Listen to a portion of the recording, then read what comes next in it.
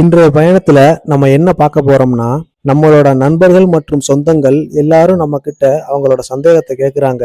அவங்களுக்காகத்தான் இந்த பதிவு. நம்ம பிசினஸ் பண்ண போற ப்ராடக்ட் ஸ்நாக்ஸ் ப்ராடக்ட். ஆனா நம்ம மீன் மார்க்கெட்லயும் இறைச்சி மார்க்கெட்லயும் எதுக்காக வீடியோ எடுக்கிறோம்னு கேட்குறாங்க. இந்த மாதிரி மார்க்கெட்ல தான் சாமானிய மக்கள் அதிகமாக பார்க்க முடியும்.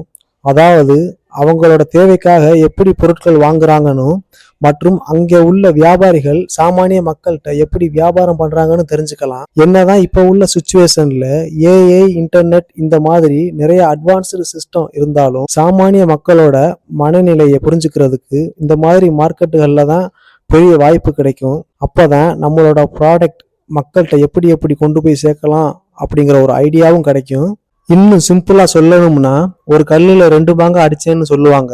இந்த மாதிரி மார்க்கெட்ல தான் மக்கள் வாங்குறதையும் வியாபாரிகள் எப்படி வியாபாரம் பண்றாங்கன்னு தெரிஞ்சுக்கலாம். ஒருத்தர் சக்சஸ்ஃபுல்லா பிசினஸ் பண்ணிக்கிட்டு இருக்காருன்னா அவரோட ஜெனரேஷன் அந்த பிசினஸை கண்டினியூ பண்றதுக்கு ஈஸியா இருக்கும். அவங்களுக்குன்னு ஒரு சில பிசினஸ் ஸ்ட்ராட்டஜி ஃபாலோ பண்ணிருவாங்க.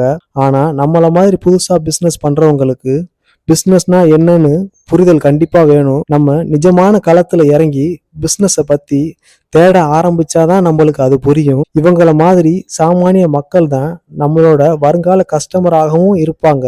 இந்த பயணம் எனக்கானது மட்டும் இல்ல, நம்ம எல்லாத்துக்காகவும் தான். நன்றி.